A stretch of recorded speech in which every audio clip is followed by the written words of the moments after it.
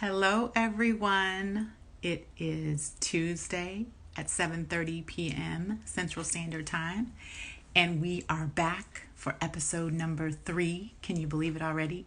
Episode number 3 of Just Like You, Everyday People, Amazing Stories. So I think just to reiterate, I guess, the mission of Just Like You, I wanted to create a platform for people to hear stories that are just like you, from people that are just like you. One of the things I realized, especially during this time, is that we all have amazing stories and we all can connect to one another in one way or another. So I wanted to do this Instagram Live every Tuesday at 7:30 Central Standard Time so that we can connect and we can connect with everyday people, amazing stories just like you. So here we are again. This is our 3rd episode. My name is Taryn. Again, as my Instagram handle says, Taryn Lamp. And I shared my story on the first episode. But for those who may not know, I am a cancer survivor. I also have heart disease, an implanted pacemaker, a brain tumor, and was born with only one kidney. So with that said, I knew that I had a mission. And I had a mission to share my story and my journey. So as I was sharing my story and my journey, I realized just along my life pattern, that along my life journey, that everyone has a story and everyone has something to share and everyone has something that they can learn from other people. And hi Kim, how are you doing, girl? See, Kim's going to be a guest one day. So there you go, because I know she has a story as well, and I've learned a lot from her. So that's just the point, is we can learn a lot from each other. We can learn a lot from our stories. We can learn a lot from our journey. So I hope that these are just 30-minute episodes, and I hope that we all each, get a lot out of them. We can connect with others even in our home states. We can connect with others across the world. We can connect with others across the country. So that is my main purpose today. Let me see if my guest is here yet. Not yet. So hopefully he'll be on here in a second. I'm looking forward to having our first male on today. So he's got a great story to share, and hopefully he'll be on soon. But other than that, I just welcome your questions. I welcome your ideas. If you'd like to be a guest on the show, Just Like You, Everyday People, Amazing Stories, please make sure you DM me and let me know. We can definitely get in contact before then. If you want to share with me a little bit more about your story on one-on-one before coming on, I'm open to doing that too. But we've got a lot of amazing guests ahead of us as well for the rest of May and for June. So if you have a story, well, I know you have a story, so it's just a matter if you'd like to share your story. So if you'd like to share your story again on Just Like You, Everyday People, Amazing Stories, please, please, please reach out to me. Let me know. I'd love to hear from you. The world would love to hear from you. Everyone would love to hear from you. This is about, like I said, connecting people and connecting the journey. We all are survivors.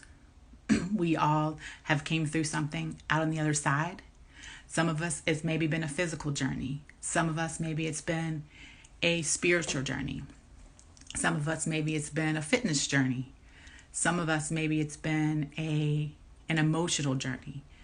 But we all have a journey, and we all have a story, again, that connects. I've met so many survivors along the way. I've met so many heart disease survivors along the way that have asked me, how did you do this? How did you do that? Where did you get this? Ask me for opinions on this and that. So then I met, after that, I've met a lot of cancer survivors, or it could be just right now, even our heart heroes that are out there during this pandemic, and they are fighting on the front lines for us. They too have these amazing journeys. So, hi, Kenny. I might have you on here in a second. Hey, Nora, how are you? We're still waiting for our guest here, but I'm just explaining the mission of Just Like You, and explaining just overall what we're about here. Oh, I see him joined on, so I will get him on here. Let's see, Avery, if I can get you on. You learned to work all the buttons, so hopefully you come on here. Um, and he can share, Avery can share his story. Avery, can you hear me? Uh-oh, I can't hear you. Can you hear me?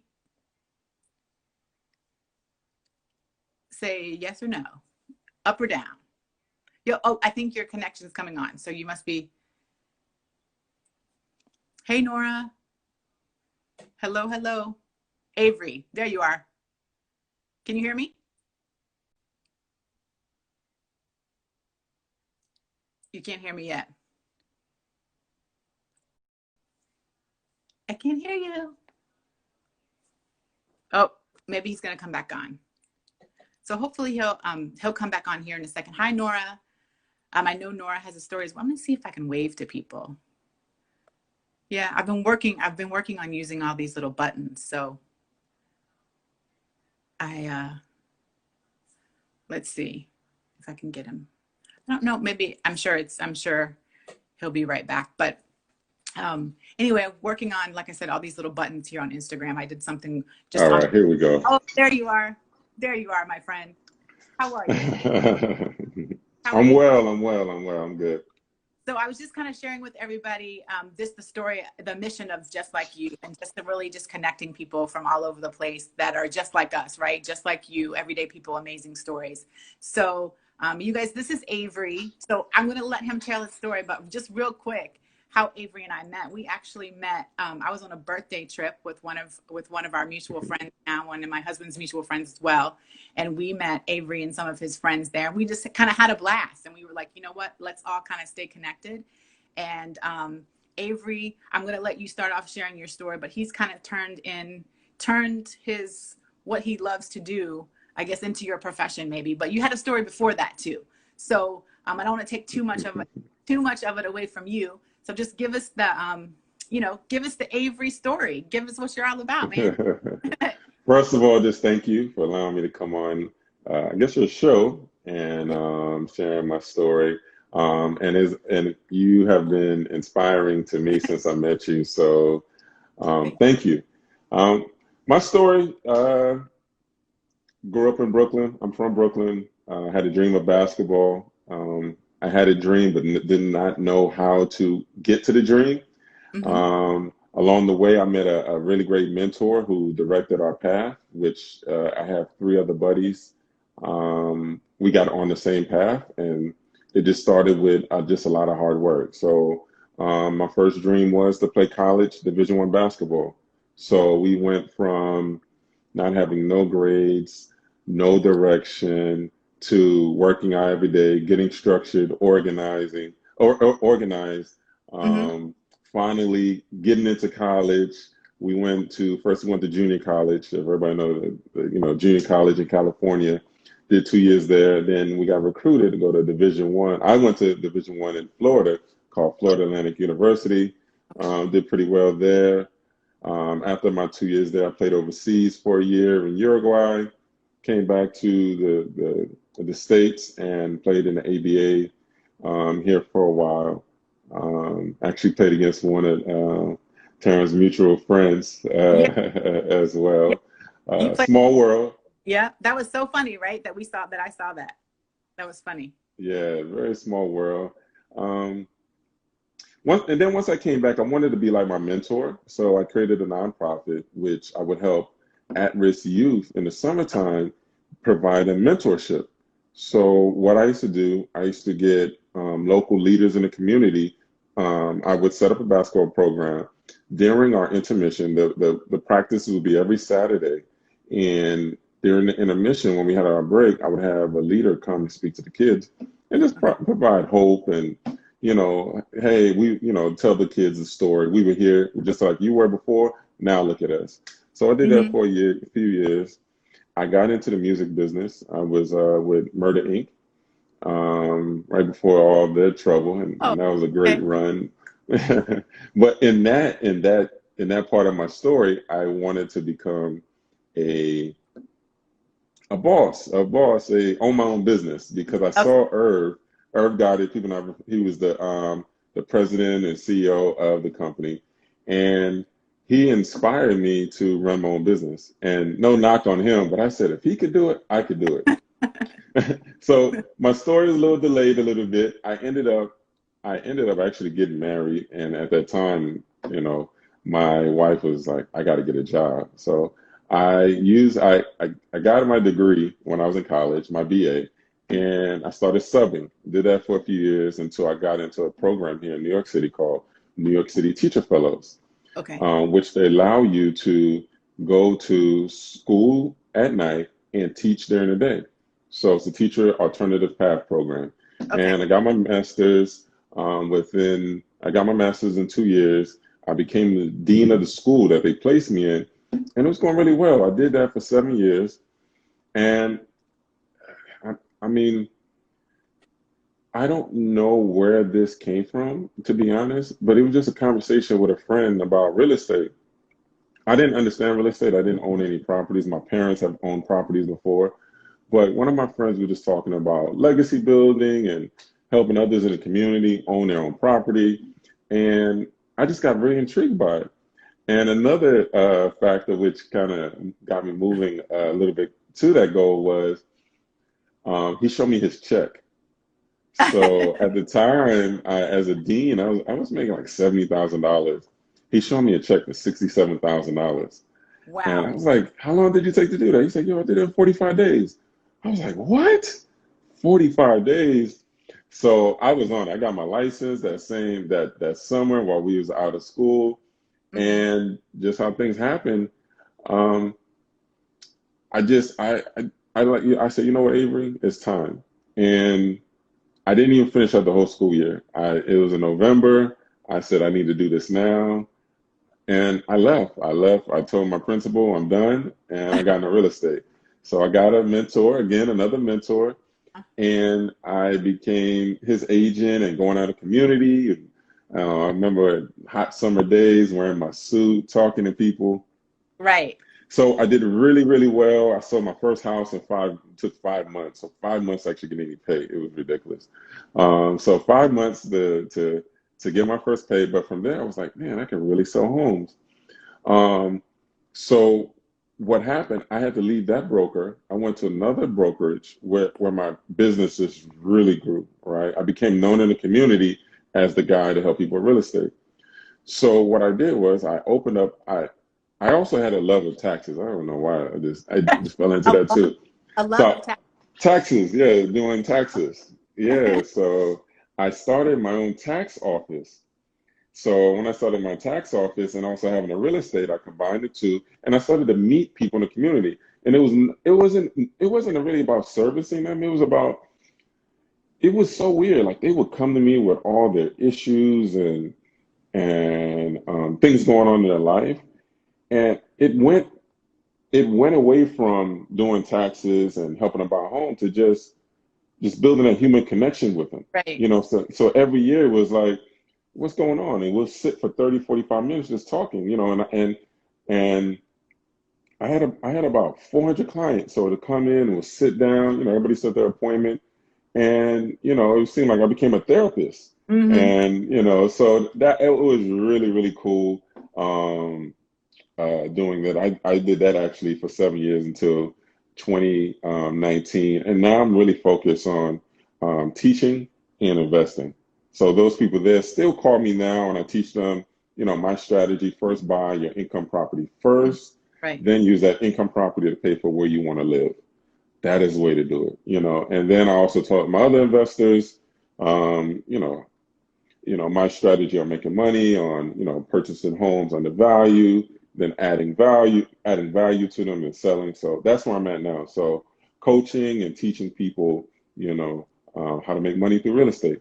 Well, the three things, so as you've said this, the three things that hit me that pointed out that I want to touch on are Hmm. one, in your journey, is one, when you first started out with your basketball career, you didn't know how you were going to get there. Mm-mm. You did it. As you move forward, the other point that you made that I liked is you've had multiple mentors. Hmm. And the third point that you made that I've liked is what got you to where you are now you are serving people, you are serving others Hmm. with your Hmm. blessing. So I want to touch Hmm. on those a little bit. Just, I know there are a lot of people there that don't know how they're going to get there, that may be seeking mentors and that just want to serve.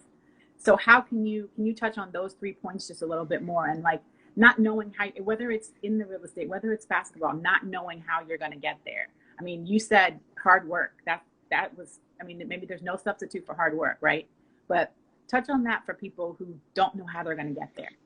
So, it, reflecting back on all those different chapters of my life, I Mm-hmm. realized that even if you're not religious, that you have to have faith, even though you can't see where you're going.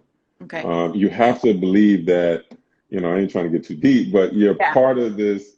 Everything is one. God created you, so He's not going to let you go. If you say you want to go there, the world will align for you to get there through situations that you may deem bad or good. It's helping you to get where you're going, but Mm-hmm. you just have to keep putting one foot in front of the other and doing it. And I'm telling you, when my basketball, there was times where I'll never forget this. It was I'm in junior college in California, and I had to pay $500 to stay in school.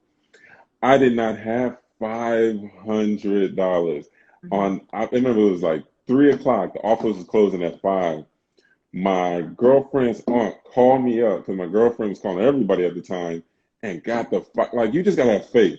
Like other Mm-hmm. people would have felt. So and I just believe, like, I'm here for a reason. I'm playing basketball Right. and I'm going to get there regardless of whatever. And right at the last minute, like, I got the money. I mean, and it has always happened like that. When you set your focus on what you want and you truly believe that's for you, there's nothing that's going to take you from it. And I believe it. And even with I tell people, my tax and real estate office, I did it what they considered the hood, right? I went to this place called Brownsville where I could have been in the city. I could have been in the what we call Manhattan and had a really nice office, and I had a nice office there, but I could have done it really ritzy. But I wanted to serve a community that really needed um, tax services that were not going to take advantage of the people, even though they were undereducated. And I wanted to help people with real estate because um, that asset is so valuable right now Right. that by them being guided the right way, that they could use that to change their whole family's legacy. Because a lot of times, what happened, we have sharks in these neighborhoods, and these people homes, which they bought 30 years ago for 75,000, are worth millions of dollars now here in Brooklyn.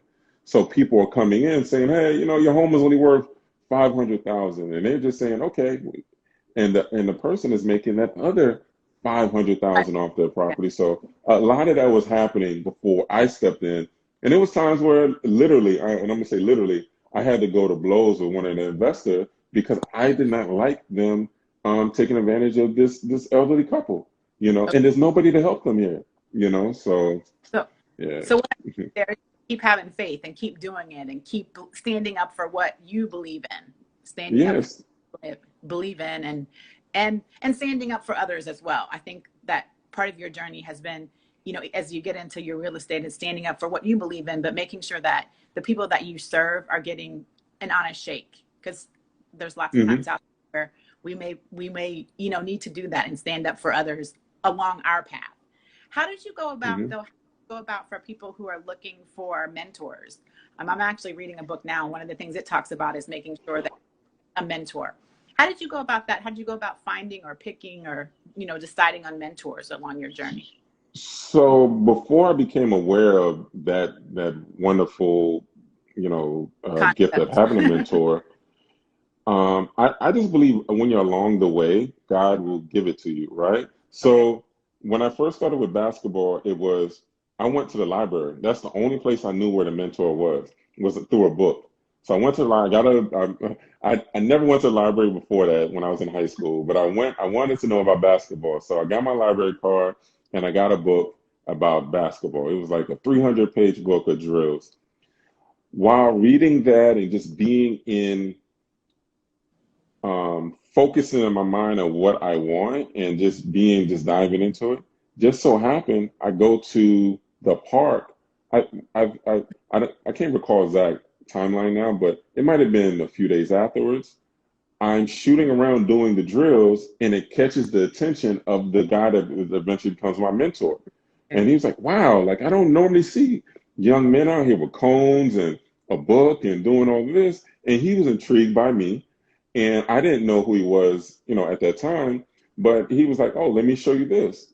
And just from there, it just, come to find out, his daughter was his name was Teddy Van. So his daughter was named her name is Shania Van. Okay. She at the time she led New York City in scoring, right? His Mm. son, he got him to Georgetown to play with Alonzo Mourning and Dikembe Mutombo. He coached an NBA player named Rayford Alston. They call him Skip to My Lou. He coached numerous. I did not know any of them. I was on. I was focused on what I wanted. The teacher came, and I believe that once you're focused on what you want and you're open to it, the teacher will come. So Yeah, what is it? If you build it, they will come, kind of thing, and you're kind of building it, your dream, it and yeah, and they every came. stage has been like that. Every stage. Isn't that amazing? And so the last thing that you mentioned, like I said, is you are doing real estate. So real estate is your profession. That's your Hmm. job. That's how you do things. But you're also serving others. And just I really want to touch on that because I feel like I have the great opportunity too, like in my career, to I have a career, but my personal service, if you will, matches up with my professional career. And so just touch on how important that is for you and how it's just, gratifying or how that helps so much that you're able to serve in your heart, but yet you're also able to serve the public with your profession. So So, tell us. so in and I had to. I don't know. In this last year, I just really had to go deep within myself and a lot of quiet time and reflect on, you know, what what's the truly center in my heart of my heart. And I had to go back and look at my actions. And that was it, right? Service. Like I didn't know how much I loved that. Like when I was a dean, I would not miss a day of work because I felt I was so needed in those kids' life that I had to be. I remember one time I had like a stomach flu, and I was balled up, and I was nearly almost crawling out my door. And at the time when I was married, my wife was like, "You need to call out," and I was like, "No, the school is gonna fall down. Like I have to be there. They need me. Like their fathers are not there." And they're dealing with so much, and I give them and I talk to them. I'm like a father figure, but that's how much like I just loved it. So I've always found within my tax business, within my real estate business, when I'm basketball, a way to help to serve others. And within the basketball, so I go back to some of my friends growing up. I when I learned how to coach players and how to develop players, I taught them, I trained them, and it felt so good to see these guys, go from not being really good players to becoming Division 1 players. And all of them, like just recently on Facebook, some guys that made it to it was literally guys that made it NBA out our neighborhood and then us.